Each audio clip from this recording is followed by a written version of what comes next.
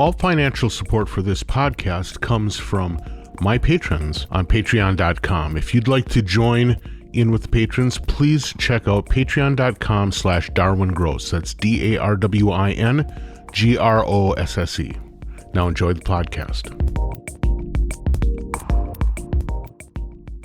Okay, today it's my great pleasure to talk to somebody. I've actually known him for quite a while.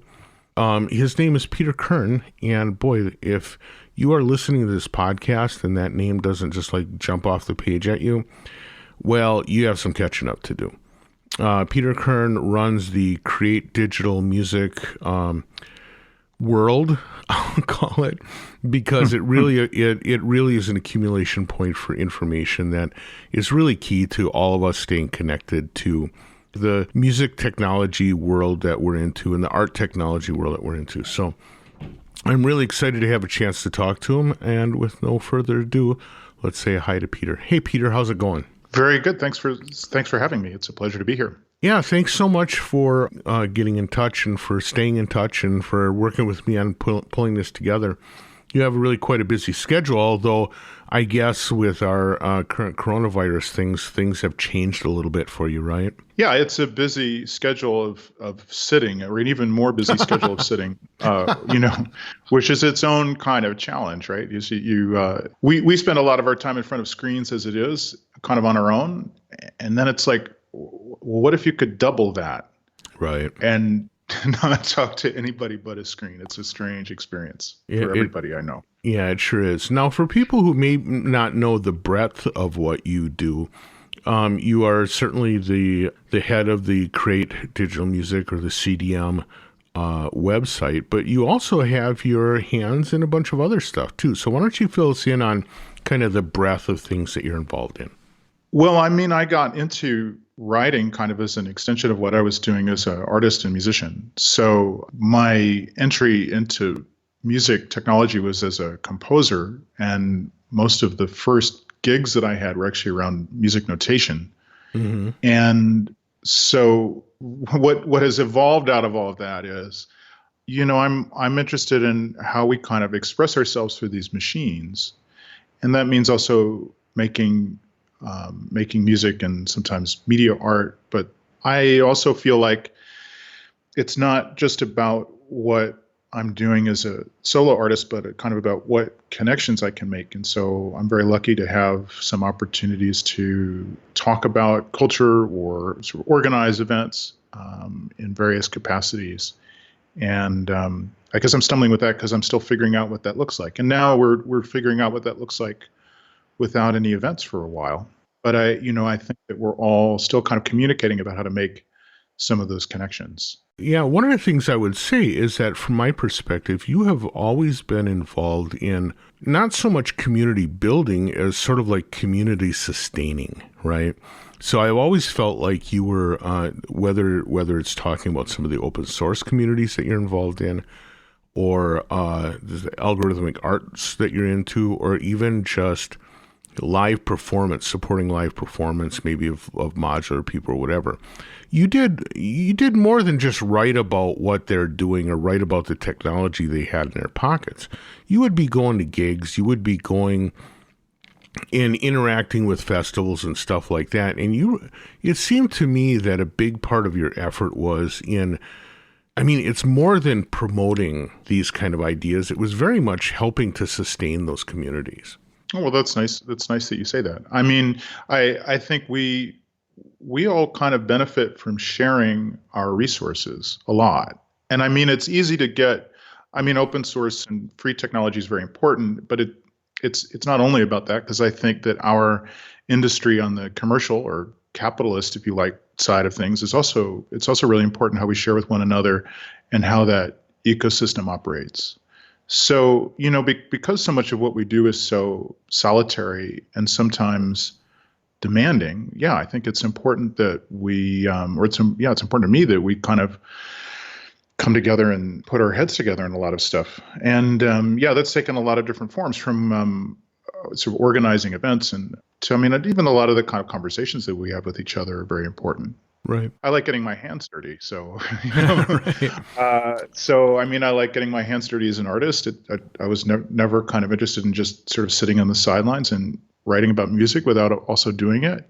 Hmm. And, you know, I like playing, and I'm not an engineer, but thanks to my partner in the MeeBlip project, James, that means I get the experience of getting my hands dirty and making hardware.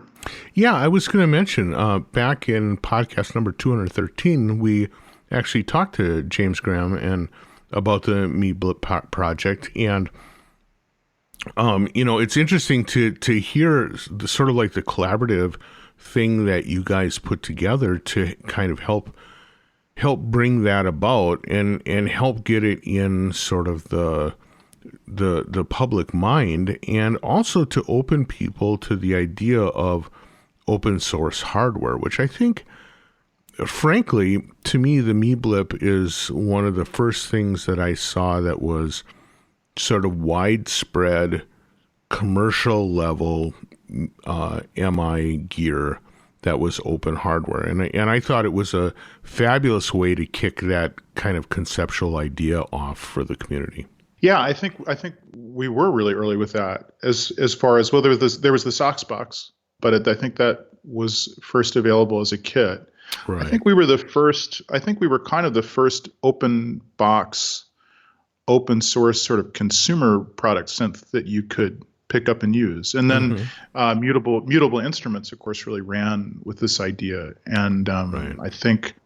I mean, the funny thing about doing this sort of open source stuff is that it can kind of live on even when you move past it. So some of our instruments now kind of doesn't make sense to open source them. We're using some closed source stuff for the USB interface, for instance, because it's more reliable. But the open source iteration of the MeeBlip is still kind of living on, and some people are still picking up the stuff off GitHub and doing stuff with it. Right. Just as with mutable, in a big way with mutable instruments.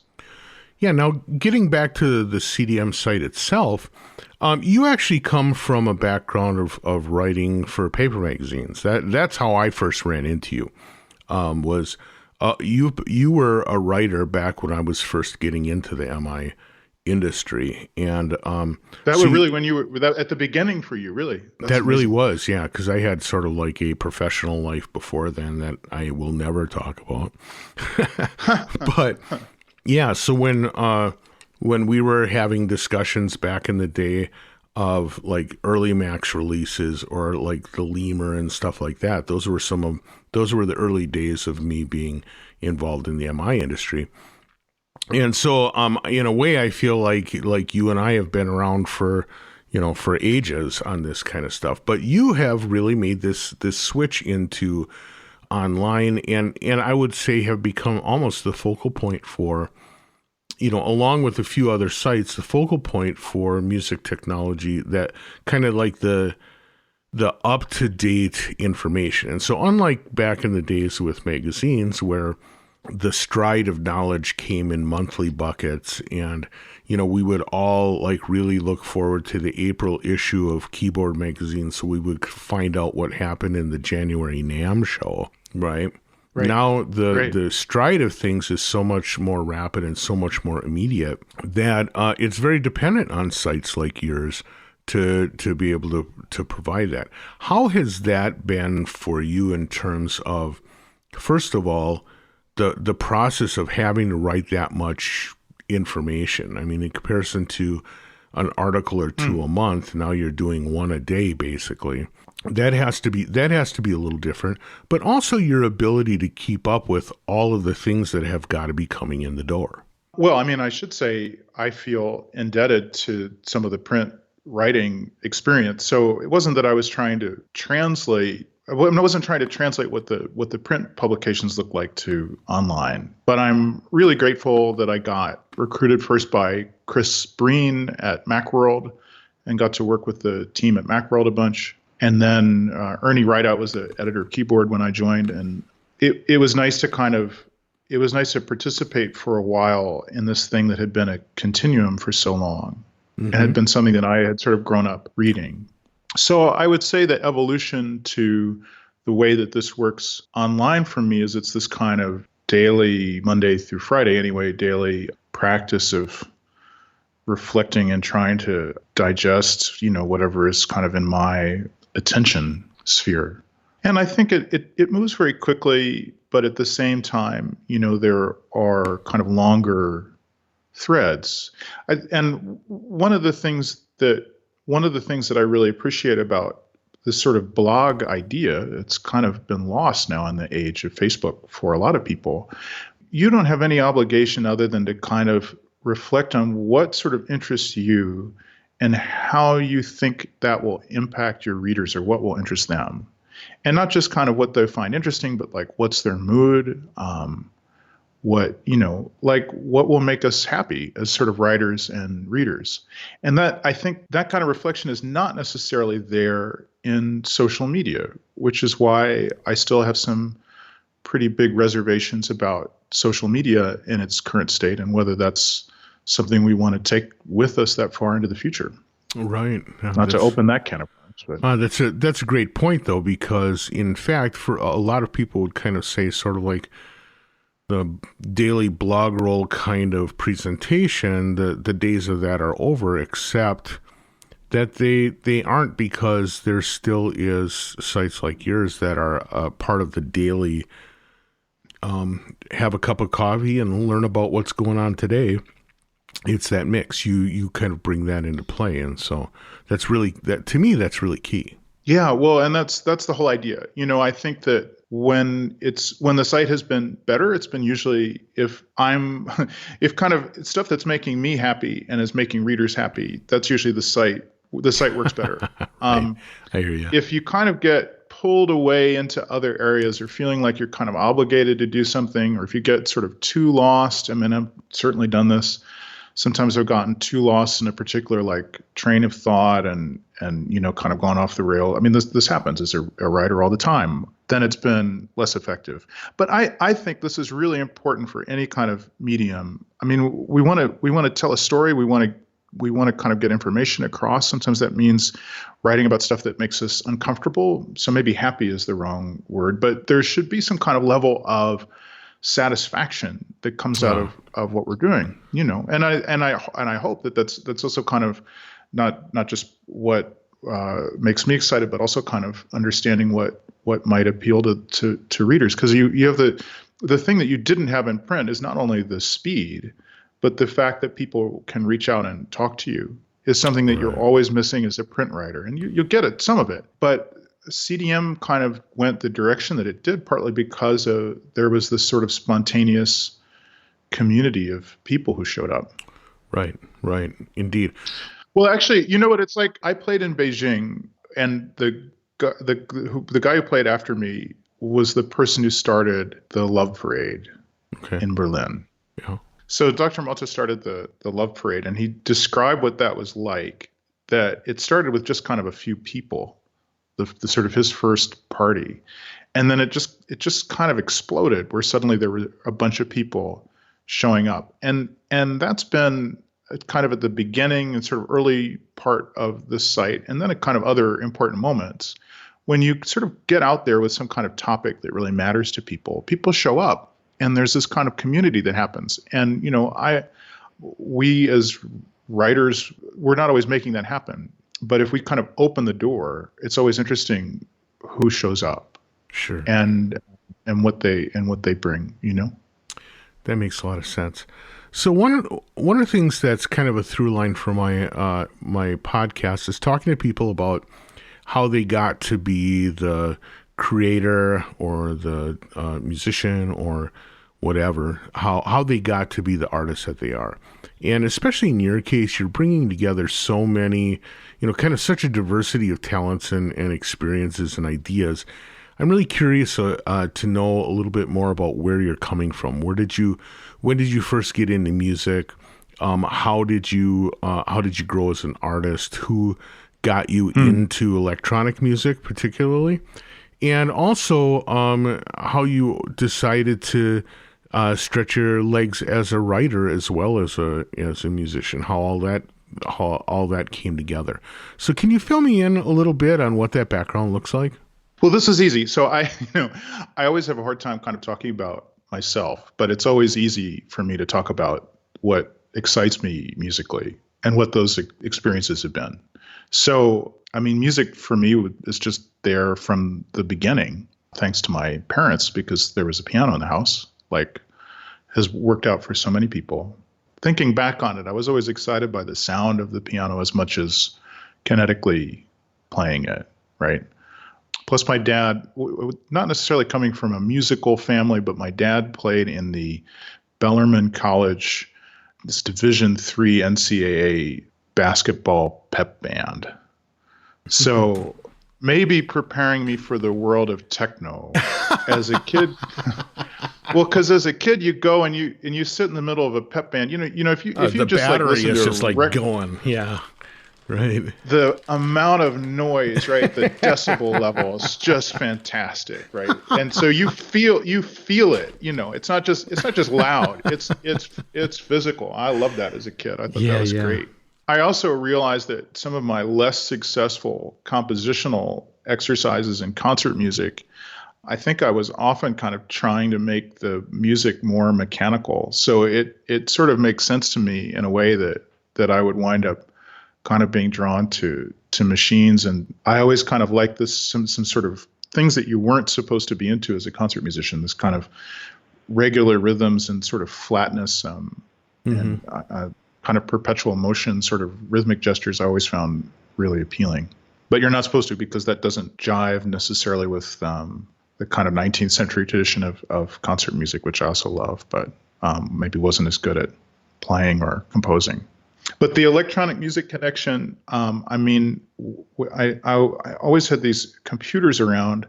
I always wanted to figure out something to do with the computers. Certainly the breakthrough was I went to a summer program at Tamara, which is, you probably remember what that stands for, Technology and Music and Related Arts, I think. Something like at that. At Oberlin College. Right.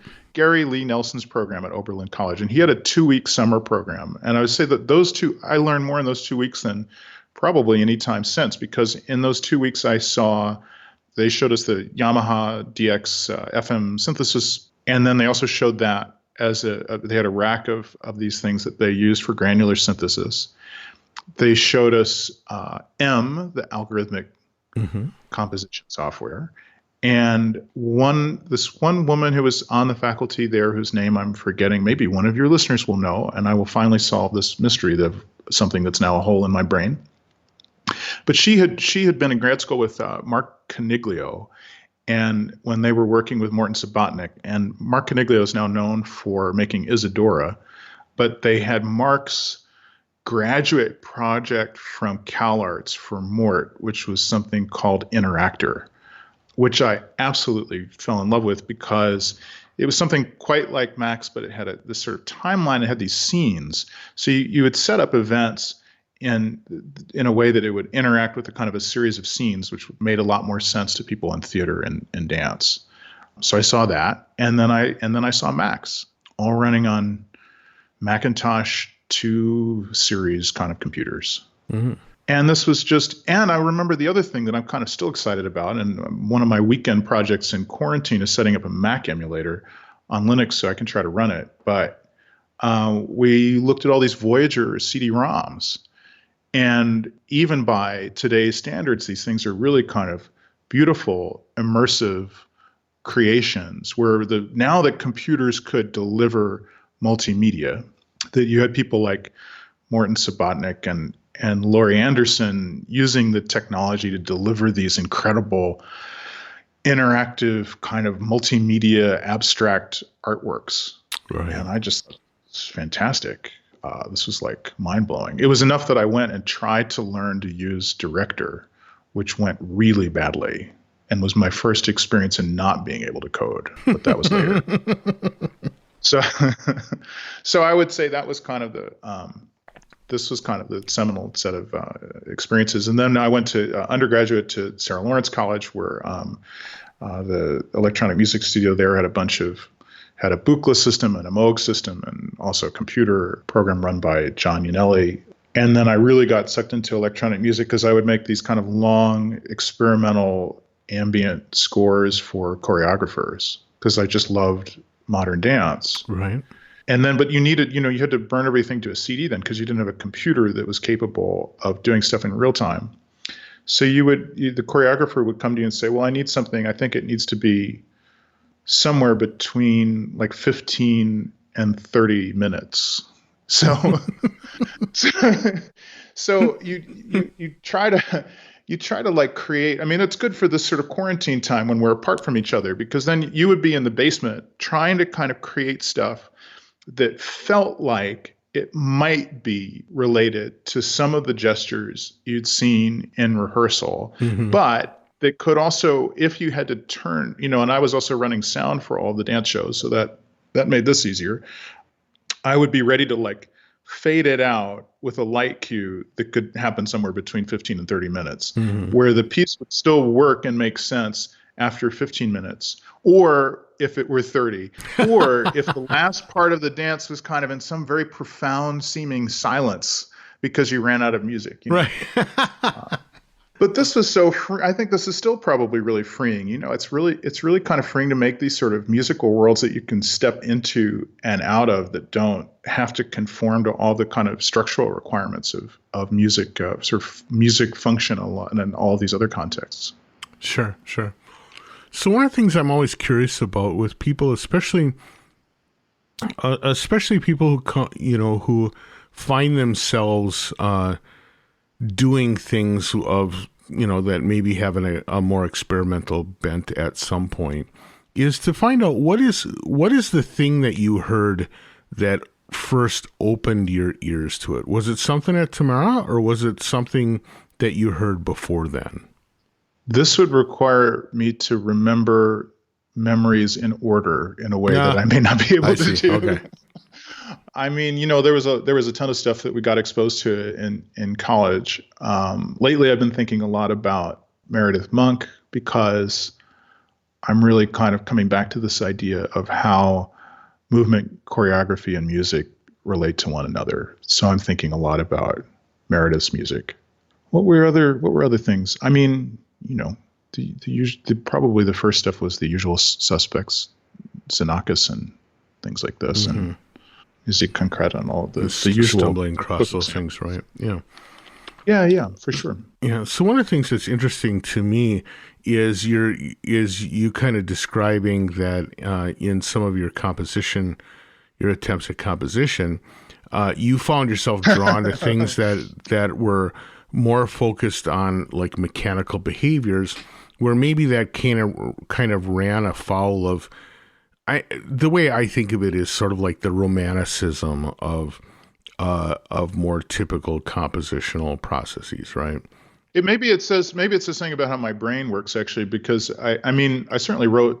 I also did weird things like we wrote a musical together, my sister and I, while I was in college. And I had sort of started on an operetta in grad school. But I think maybe it's back to being interested in sort of philosophically in these kind of, time has all of these kind of weird forms and shapes that it takes.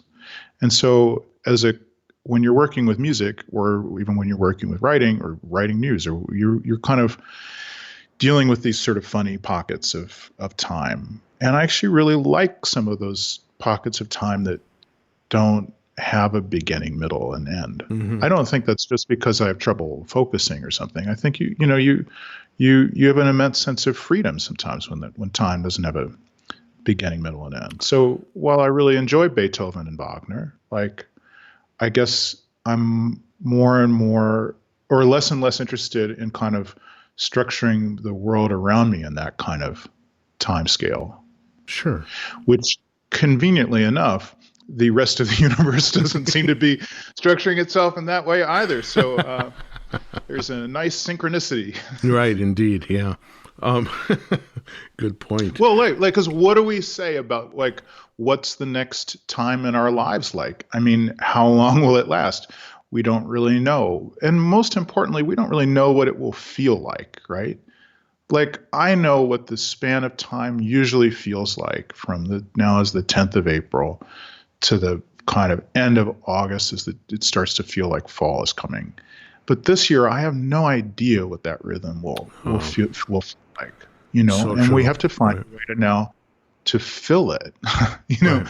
we can't just kind of lie back and let it happen to us, because if we do that, it's going to be a recipe for some real chaos and unhappiness. Right. But we have to kind of, figuring out how to, music is this kind of exercise of figuring out how to respond to different pockets of time. Right. So I'm a little curious about sort of how you do performances. I mean, it's going to be a little weird talking about this because you're probably not looking at doing any performances for any significant period of time.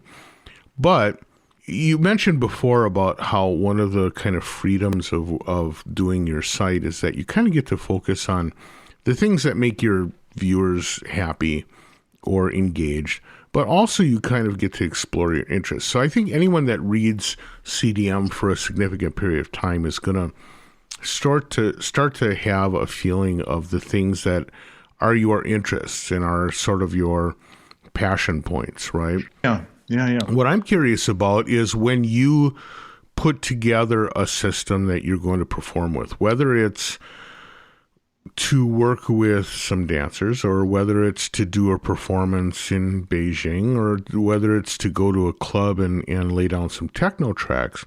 I'm curious, what is it that represents the system that you use as sort of your instrument? Well, these days it's really about avoiding kind of patterns and cues as much as possible, for better or for worse, just because I really like to be able to kind of play stuff in.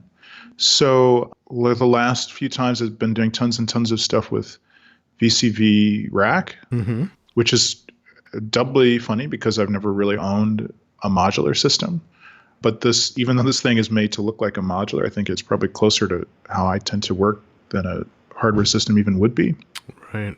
But with those things, I really like, I like to have something that you can kind of play, or lately I've been plugging in a microphone and using that as an control input. Yeah, because then it's so easy, It's actually easier even than playing with your hands. You have this kind of latency problem to work with on Windows and Mac, but yeah, just to kind of be able to make some kind of gesture with your voice or with your hands and have that result in sound, that part feels great. And then also I think the nice thing about these kind of modular rigs, whether it's something you patch together in PD or Max or in this thing that looks kind of like a Eurorack system in VCV, it's always kind of fun to build these systems that are a bit unstable so that when you turn a knob, like it'll really kind of shift a lot, because then but just not right away, right? You want something where you just kind of like map like 8 knobs, but just by mapping those 8 knobs and then whatever, mixing some sources together, that just some small shifts will let the sound kind of really transform itself, because then you can kind of take one patch and use it for forever, basically, and that you also kind of, it feeds into, if you want to kind of be surprised in the performance, but still without it like kind of wrecking the performance. And it's great to be able to kind of, it's great to be able to kind of go into a set and say, I don't really know what I'm going to play, and I don't really know exactly what's going to come out if I turn this knob. But I know that if I kind of get in the zone, we're all going to go there together. So I think that's the kind of current approach. Because there was so long that I think a lot of us, you can do this with Ableton Live, so this is not a criticism of Ableton. But I know that there was kind of a long period where all of us were trying to really kind of program lots of elaborate patterns and cues, and whether that's on an Electron drum machine or whether it's on, Ableton Live or wherever, that you're really trying to kind of compose out what you were playing and then navigate through that. And the problem is that if you do that, you really lose the sense of improvisation. It's like you're DJing with your own composition, but if you're actually DJing, then you can go somewhere unexpected because you just, navigate to a different folder on the USB stick or whatever, or get out a different record and go some other direction. But, if you're just stuck in your own material, it's at least for me, it gets a little depressing because you're like stuck in your own thoughts and you can't improvise, which is not why I got into music. Yeah. Right. Now, it's interesting for me, though, to hear that that you never have been a modular owner, a modular guy. instead kind of hitting at it through virtual means. Because one of the things that your site has done a lot, is be very supportive of both the modular synth kind of like culture, but especially, I would say even more than sort of like the culture of like buying modules, which I know what that seems like sometimes. What I would say is that you have been super supportive about people who do live modular sets. And, you know, there's been no end of times that I've been turned on to new artists because you had a video of them doing a gig or something like that featured on your site.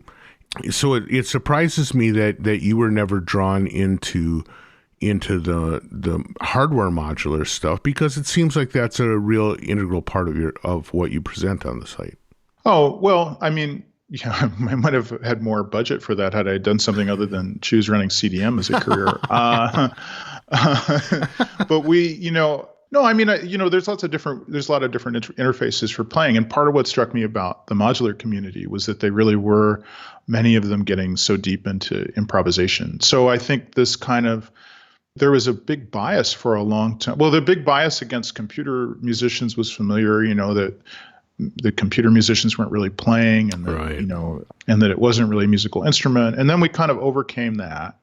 And there were also a lot of biases against modular people too, though, which was this kind of idea that it was just chin scratching music and kind of like just horrible noise. That I think that those biases were generated by people who either legitimately wanted to go there and just do something weird and experimental, or other people who maybe didn't really have a mastery of the or kind of control of the instruments. Mm-hmm. So yeah, I mean, it's easy to advocate on behalf of other people, because it's been clear to me that there are people going into nightclubs and really moving a dance floor between two DJs just playing on digital sets on CDJs. And that says a lot, right? Does that mean to not clear the dance floor, to go out there with the equipment as heavy and temperamental and complex as a modular rig, and the DJ before and after you is playing finished tracks where they could even look at the whatever Beatport rankings and kind of know what people liked, right. And it's mastered, so basically you just got to mix them together. You could even let the machine do that for you if you want, but even if not, you had to kind of come out there and really improvise and not clear the floor. It's cool that works. I mean, I like DJs too, but it's really cool that you can add some of that variety to a nightclub, Well, the other thing though that kind of is a live performance thing that you have championed over the years is live and like improvisational visuals that go along with performance. Even just a day or two ago, there was something on your site that caused me to run over to Gumroad and give somebody $3 for their little visualizer. But it's also something that seems to be part of your like attentionscape, right? What is it about that kind of thing that speaks to you? Well, that's related too, because I think it's this question of how do we use all this technology and play it as an instrument. So one answer to that is to treat it not only as a sonic instrument, but as a visual instrument. Well, and it's a lot of fun. It's also a lot of fun to do, because we all, I mean, at least for me, I think lots of people see something visual when they're thinking about music or listening to music. One of the cool things about that is it never seems to be the same for different people. A lot of us associate pitch and timbre with colors, and it doesn't ever seem to be the same colors, which to me is kind of exciting. So it seems only natural that we would use lighting and video and 3D and all of these other technologies to try to help other people to kind of enter the trips that are happening inside our brains. Mm-hmm. It does seem to me like now is a time that may start to kind of pick up again, partly because we have a few months of, I think everybody is now seeing what a lot of us had kind of reflected on before, which is that, watching a person stand behind decks is not all that interesting. I mean, even watching a person with really great stage presence and who's kind of dancing behind decks is still not all that interesting. It just isn't. It's not the point of that. It's not the point of that, right? In fact, if you were at a club with enough time to really closely watch what the DJ is doing for their whole set, I would kind of wonder, like, what the heck are you doing? Why aren't you, why are you if you're able, why aren't you on the dance floor or even off in the corner, like lost in your own thoughts, whatever. So I do think that people will feel compelled, as Dixon did this week, and also as like our friends in Prague who did this kind of in a more underground way, to try to feed these video streams with something other than just a webcam picture of themselves. Mm-hmm. Plus, a lot of us don't like to be on camera, so that helps motivate us there. DJs are shy people, so I think DJs will naturally and have the healthy inclination to say, oh, well, maybe I don't actually want somebody staring at me for an hour. Wouldn't it be great if we could put up some other kind of visual for people to look at? Yeah, so true. Well, it is. I mean, certainly with a lot of people now kind of having to do virtualized gigs, I mean, in as much as it can be a little meh going to a club and watching a person look at their laptop or stare at their modular, it's even worse looking at something that's like maybe a 2-inch by 4-inch window on your laptop and watching them through that thing, while ads flash on the right hand side or whatever. So definitely I can see where these visuals actually play a stronger role now with some of the things that we're finding ourselves having to do. Yeah, or I mean, at least at the very least, we all have time. I mean, I enjoy the streams because it's nice. It's nice to see my friends again. Sure. like to see a lot of the DJs playing. Clearly, the Facebook Live interface, the YouTube interface are just terrible. And I mean, they do not. This is not technology worthy of the world's richest companies. Right. It just isn't. And, so true. I'm happy to say that without apologies. I do like, I like watching Boiler Room sometimes, and I like watching the streams. However, a lot of us don't want to be on camera, and I think we also have a lot of time to sit back and learn some of the skills to do visuals again. So, I think it's really hard to make music right now. And the weird thing is it's like too much time in the studio, which usually is a recipe for creative block, which is what I'm hearing from lots of people. So a good kind of solution to that right now is, maybe now is the time to kind of really sit down and learn GLSL or, really kind of like dig into a couple of the visual toys that we've been looking at. And just to kind of it's like stopping everything else and painting or something. It's a chance for us to kind of get away from these other things when our brain stops working. And we begin to get in that headspace where say, wow, I have no musical ideas at all. I hate music. I can't listen to music, especially mine. I don't want to hear it anymore. This is a perfect time to kind of switch over to visuals and look at some glitches for a while or something. Right. So that does make me then, though, go back to sort of like the stuff that you kind of talk about at CDM. And again, getting back to this sort of like daily stride of production. Given that you post basically an article a day, on one hand, that could be like seem pretty overwhelming because it's like, holy crap, I have to do an article a day. On the other hand, once you get to a certain level of popularity, like CDM I would consider to be, you probably have every day 20 people saying, hey, why don't you cover my stuff? Hey, I have new magical player piano software. Don't you want to talk about that? How do you make the decisions that you make about what it is that you're going to cover? Is it really just kind of your own passion and what other people, or is there something else? I mean, do you ever have to like consider this is important for the history of what we're doing, or this is something that's going to stimulate people or whatever? I mean, I do wish there were more of me sometimes. I mean, the good thing about there only being one of me is that I was going to say it's good to sometimes ignore important stories, but that's not true. I mean, there's certainly there are people who bug me who really wanted me to write about something where I really regret that I screwed it up and didn't like it. So that happens. At least I mean, what I try to do is keep my time kind of manageable so that I can spend some quality time on stuff. And also I'm mindful that keeps it. I mean, it's still a lot of information, but that's a stream that's probably manageable for other people too. So at least if they come to CDM, you know that you're going to have a kind of a manageable stream of information. Articles that are way too long and frequently esoteric, but that at least that there's a rhythm to it, that you don't have to feel like it's just a fire hose of a bunch of information each day. And I think that for our community, there are other sites that do try to pick up all of the news in particular veins. Like, this is why I go check out stuff on Synthtopia, because they pick up stuff when I miss it. I think the cadence that I had, I really owe a lot to Tom Whitwell when he was doing Music Thing, because I think we were both in the same sort of rhythm, writing very different articles, but we had maybe the same feeling for a while about what was the most kind of compelling story if you had to pick one per day. Right. But what I would contrast this to, again, and if it sounds like I just want to harp on social media, that's true. That's an information feed that doesn't have that kind of editorial control. And it's not that those of us who are editors are making perfect decisions. There's tons of stories that we should write about that we miss.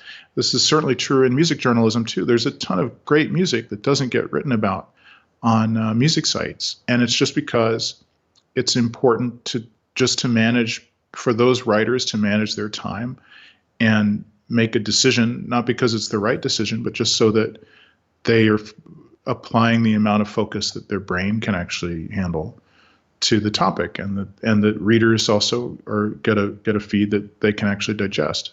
And this is why it's important to have media outlets, and it's also why it's important to have probably more diversity of media outlets than we have right now. Right. Because this algorithmic fire hose of information is not a great way to process anything.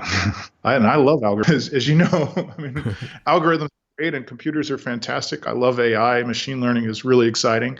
But the kind of way that that's applied on these sort of large consolidated corporate sites, I think, is not at a sustainable human scale. Right. But the other thing is sometimes having this very personal view of things can kind of put you in the crosshairs. Recently, you got in a bit of a kerfluffle with Behringer about, for some reason, they decided to take some pot shots at you.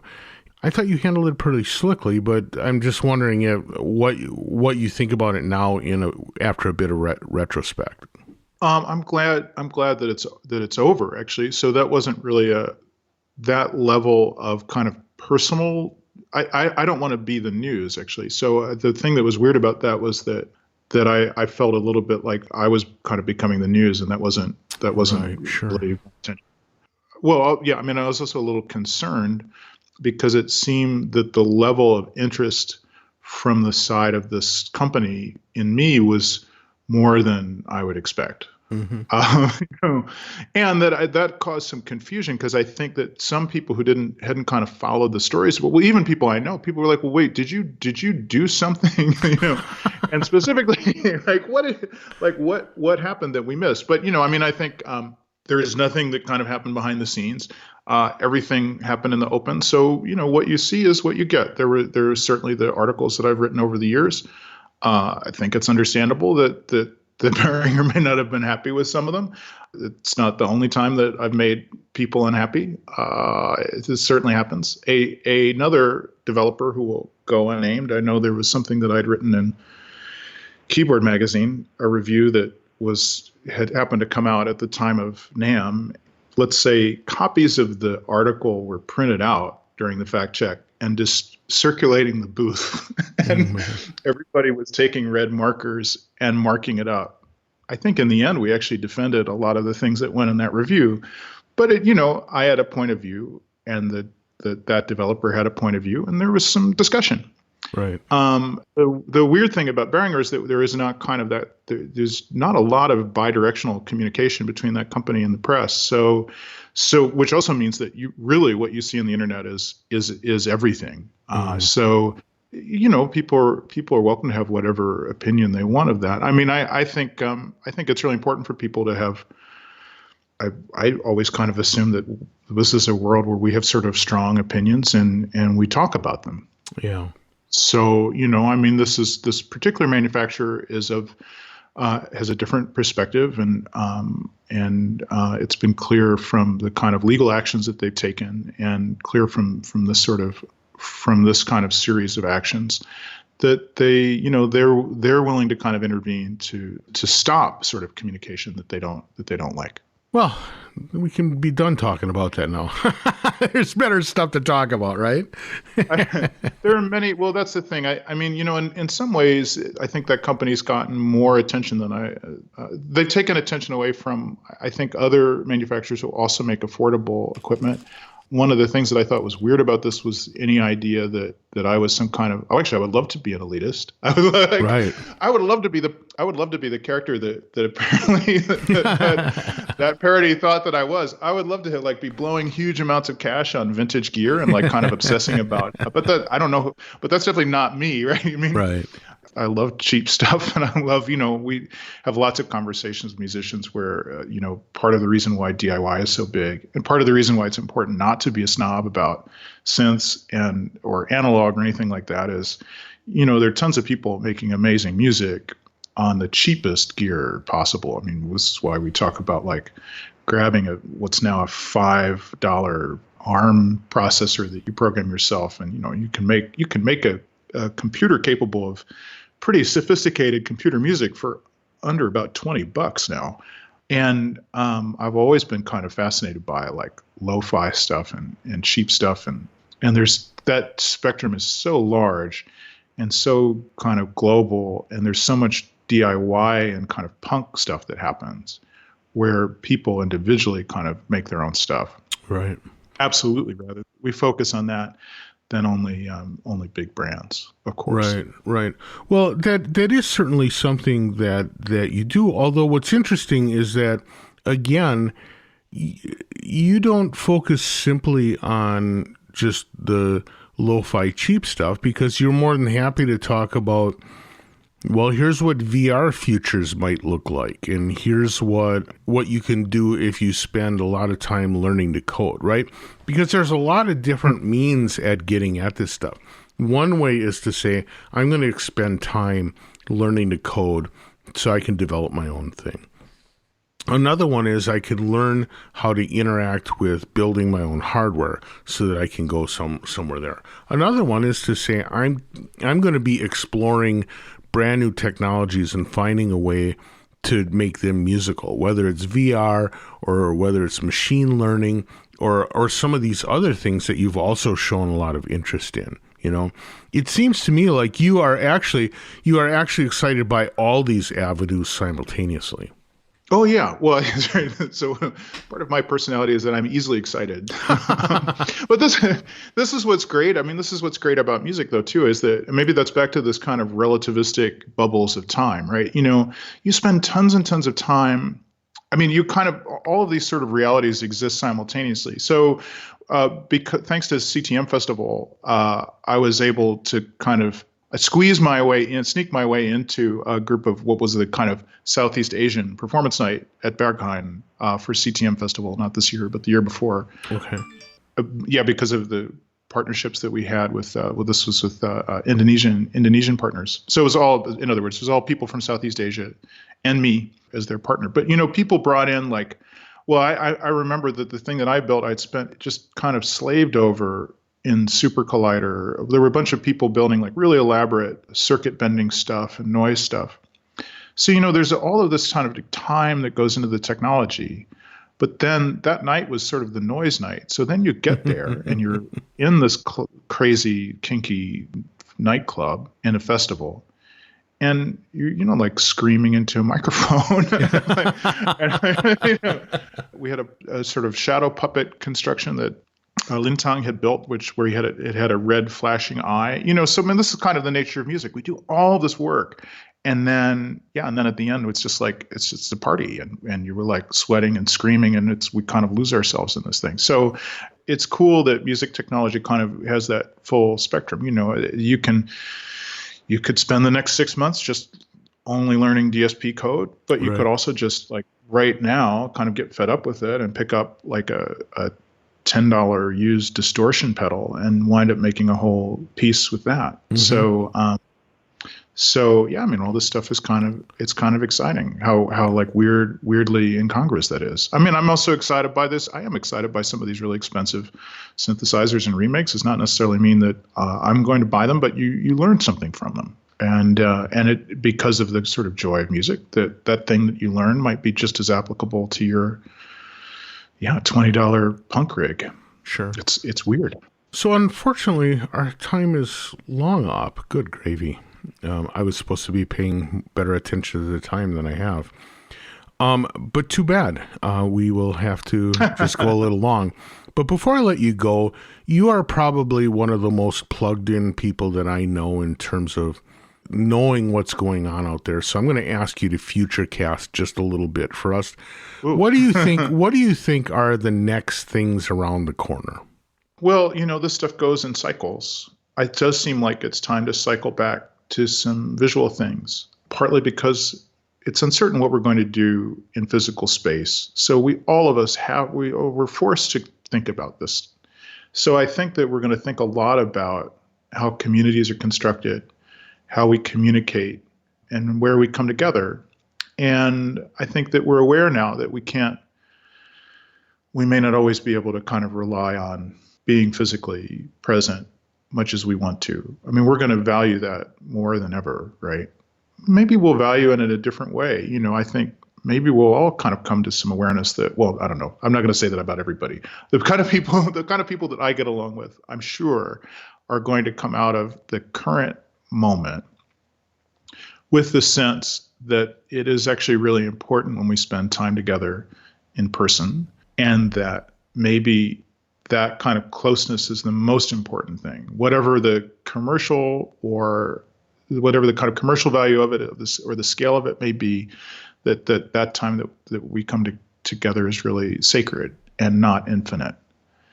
And I hope, I know that what I'm thinking about a lot is that the kind of current state of online technology is really poor. It's really not very good. And it's easy for all of us to be aware of that now because none of us can travel. But there are a lot of reasons why you could wind up relying on virtual presence. There is so many kind of physical things that can happen, economic and political things that can happen, ecological things that can happen to you that may stop you from being able to just kind of go wherever you want in the way that a lot of us have become accustomed. And so now that we're kind of trapped on the internet for the next however many months, I hope that a lot of people look around and say, well, what could we do to make this better? It's not a replacement for being in the same room. I miss my family right now, and more than ever. But maybe we should also try to make the internet as a distinct place, a better place to be. And music people ought to be some of the best people to address that, music and visual people. It's no accident that you could look at all these streams and say there's too many streams, but you could also look at them and say, one of the things that happens naturally when people have any kind of medium or gathering place is that people find ways to put music and visual culture into that space. So I hope that we use some of this extra time when maybe we're needing something to focus on to think about how to make that space work better. Because having watched it over the decades, it has not been a straight line from point A to point B, and point B is better. Like all of our technologies and things that our society does, it's lots of kind of like loops in on itself. So it really will require some effort to kind of look back over the history of this thing and figure out what the best stuff to take with us forward might be, and what some of the stuff that at least we personally might want to discard. Well, Peter, I want to thank you so much for those inspiring words, and for spending the time, taking time out of your schedule to have this talk. It was really great to hear about it, to hear more about your background, but also to kind of hear how kind of everything you do is sort of like driven off of a passion. That's super inspiring for anyone to hear. So I want to thank you so much for sharing that. Well, thanks so much. And I appreciate all of those qualities in you and what you and your crew are doing as well. Thank you so much. Well, with that, I'm going to let you have the rest of your day. Thank you so much, and we'll catch you next time around. Yeah, good night to everybody from Kreuzberg. All right, bye.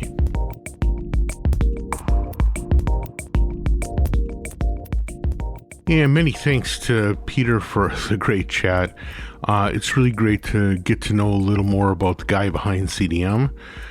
His background, especially working with modern dance, is really interesting and makes a lot of sense then when you kind of see all the interest that he puts out there as part of CDM, as well as just his general interaction with the community.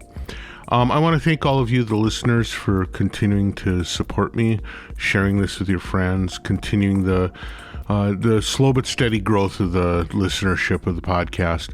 If you have any questions, comments, or concerns, drop me a line, ddg@cycling74.com, darwin.gross@gmail.com, or ddg@20objects.com. With that, I'm going to let you go. Have a great one. Bye now.